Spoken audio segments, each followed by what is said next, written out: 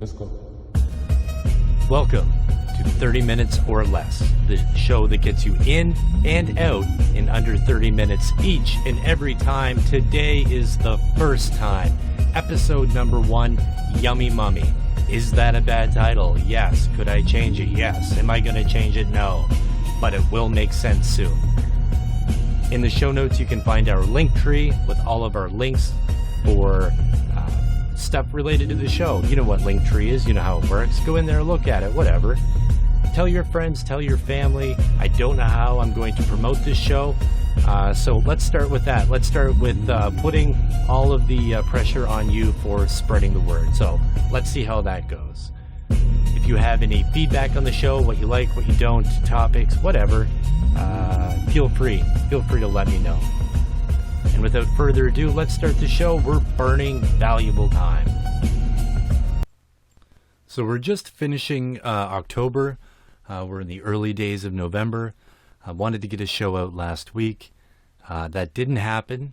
Unfortunately, a family member is tremendously sick. So it's been a rough week.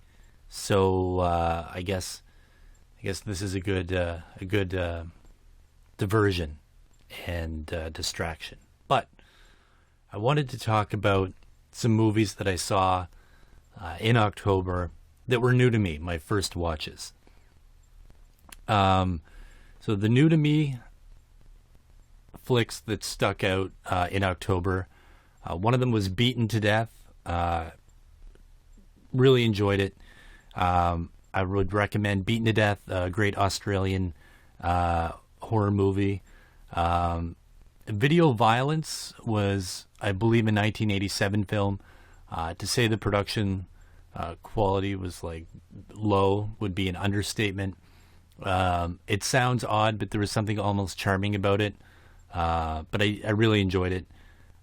No One Will Save You was an interesting movie. It wasn't like one of the best movies I saw, but very little dialogue. And I did enjoy it, but I'm also a sucker for an alien movie. VHS 85, I did enjoy that new entry in the series. I went to the theater to see Saw X. I haven't been excited or really enjoyed a Saw movie in a while. The overall aesthetic of Saw and the bizarre plot lines, not really into in general. I enjoy them for their traps, but as far as like a movie overall, but Saw X, I actually enjoyed. It was a breath of fresh air into the series. We got more of Jigsaw, and I enjoyed it. So more Kramer seems to be what they should have been doing all along, but I don't think that that's very insightful for me to say. I think that's very obvious. But it was just a nice change of scenery. So I enjoyed that. Recommend Saw X. The Church, I think it was a 1989 movie that Argento. I don't think he directed. I think he wrote or produced it. I'm not looking it up. Anyway, enjoyed The Church. That was the first time. Winnie the Pooh. A lot of people shit on this movie. I enjoyed Winnie the Pooh for all of its flaws. I'm not going to critique the movie too much, but I would have given Christopher Robin some more screen time. And there was something about the mask. I guess it's not a mask because he's like a halfling or whatever. But it didn't quite balance between the, the icon that Winnie Pooh is, like that look, and reality. So they didn't balance that. I don't know that there is a perfect way to do it, but it felt off the mark for me. The main group of, people that, he was killing were very forgettable. I wasn't crazy about them. And, I watched When Evil Lurks, and that movie is fucking phenomenal. Love, love, love that movie, When Evil Lurks. Can't recommend it enough. Go out and watch it. Those are the movies I watched in October that were first-time watches for me that stuck out enough that I wrote them down to mention them on the show. If you have any that you saw recently, why don't you pop over in the Discord and tell me about it. All right. So let's get on with the show. This is Yummy Mummy. And just shows you, the food that white people will eat, unfortunately. As a white person, I can't deny that sometimes we make very poor decisions about what we put in our bodies. But let's talk about it. routinely, I will go to the stupid food subreddit. I'll be angry, I'll be entertained. But recently I watched someone make mac and cheese in a fucking sink. Double sink, so the left sink, that's where the dirty dishes go, obviously. The right sink, that's where you make food, I guess. Anyway, they took all their ingredients and they dumped it all in the sink and mixed it up with a big spoon. And you know what they did next? They put it in a goddamn casserole dish that they could have used to begin with. Made me furious, and then I started wondering, is this rage bait? Did I fall for it? Anyway, we should also mention it's that time of the year where the common cold is going around. There's RSV, the flu, Rona, monkeypox. Are we still doing monkeypox? Anyway, to make matters worse, when you get sick, there's frequently shortages in medication, making it even harder to find relief. Imagine living in the Middle Ages. How would you find relief for what ails you? Well, I'm going to let you in on a little secret. You could ingest Egyptian mummies. Of course. And that's what we're briefly discussing on the first ever episode. And that's why it's called Yummy Mummy. So, mumia or mumia, if I'm pronouncing either of those correct. But let's say mummies. Mummies were thought to be an effective remedy for many conditions. Because why not? And when I say many, basically any and all medical issues it could be used for. And of course, as an aphrodisiac. Around the 12th century, there was a period of lucrative trade between Egypt and Europe. They were buying and selling mummies, and when Egypt eventually banned the shipment of mummies in the 16th century, nefarious European pharmacists pivoted to selling knockoff mummies prepared by embalming and desiccating fresh corpses. During the Renaissance, scholars proved that it was definitely a mistake, and doctors stopped prescribing cannibalism. What had happened was there was like a mistranslation, and people just went with it and started eating mummies.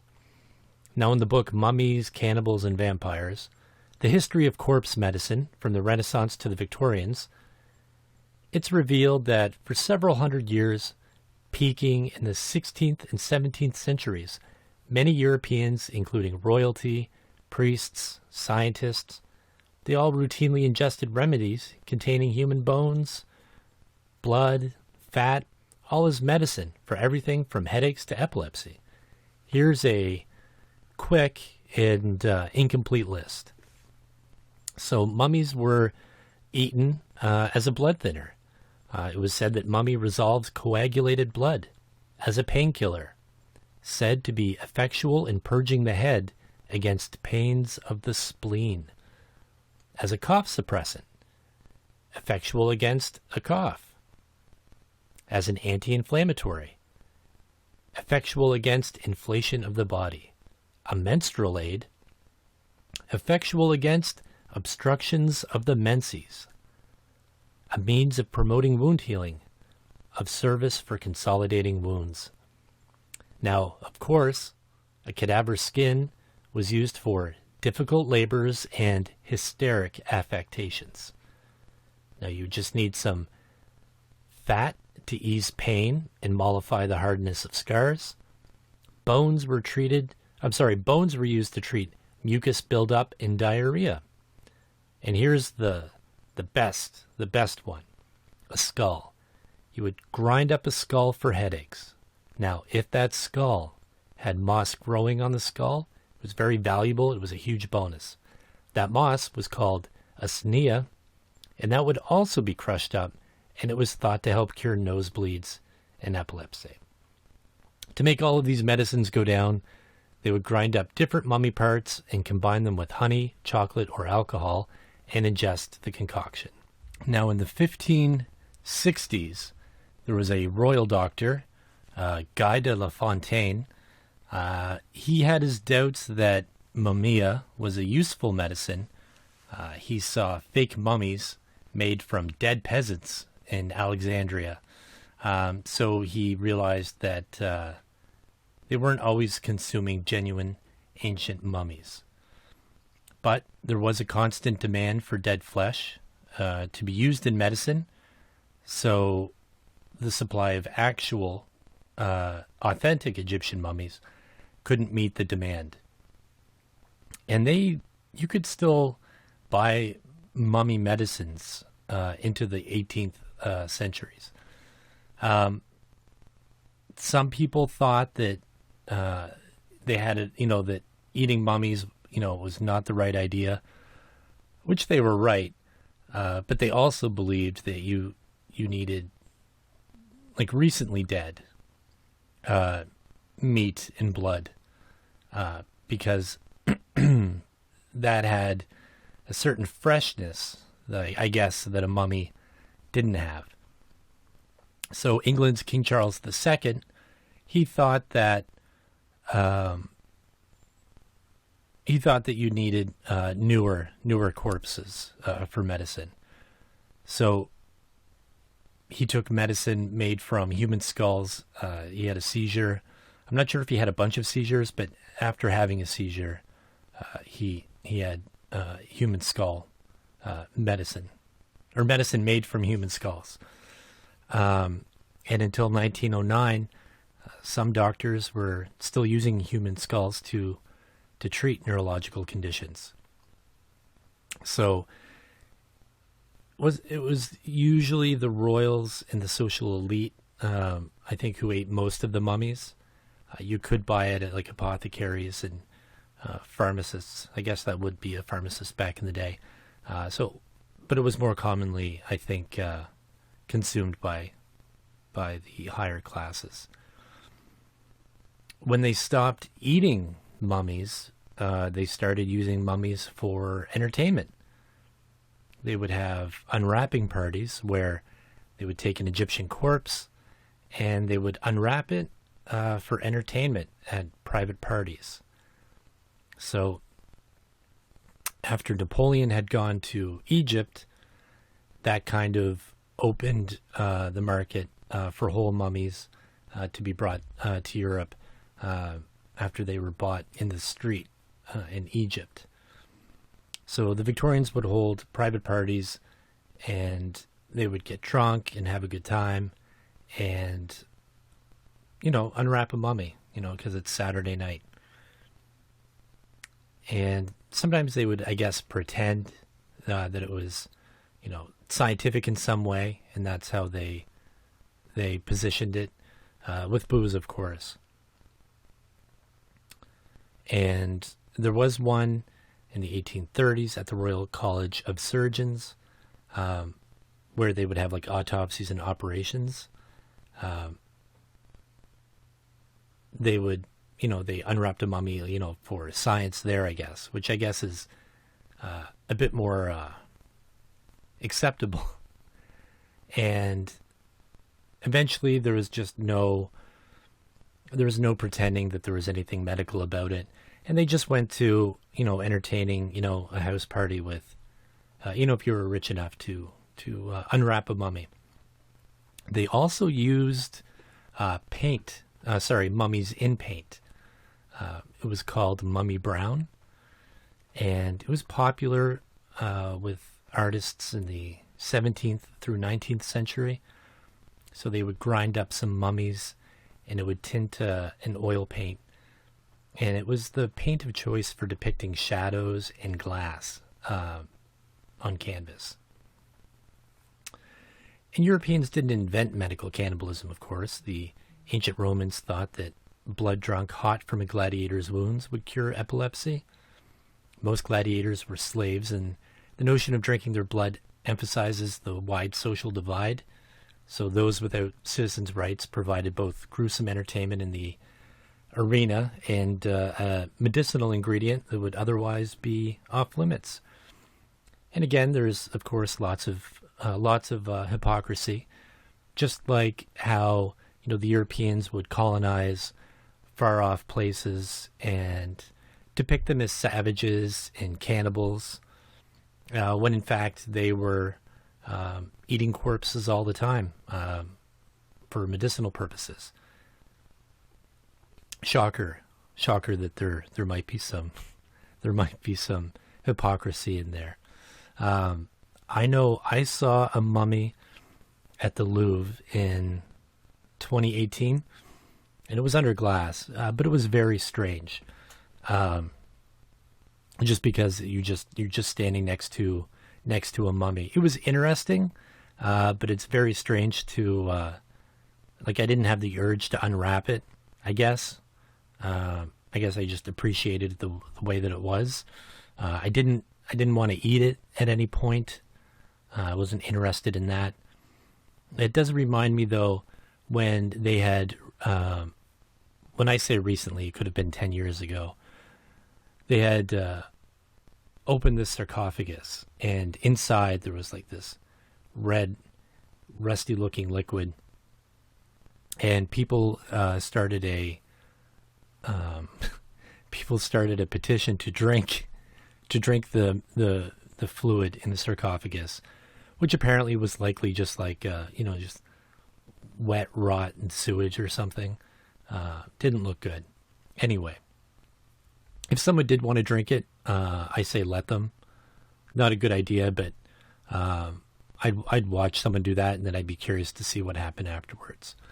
So maybe that's just something in us. This, archaeological discovery. They're opening a sarcophagus, and someone said, "Hey, real quick, let me drink that."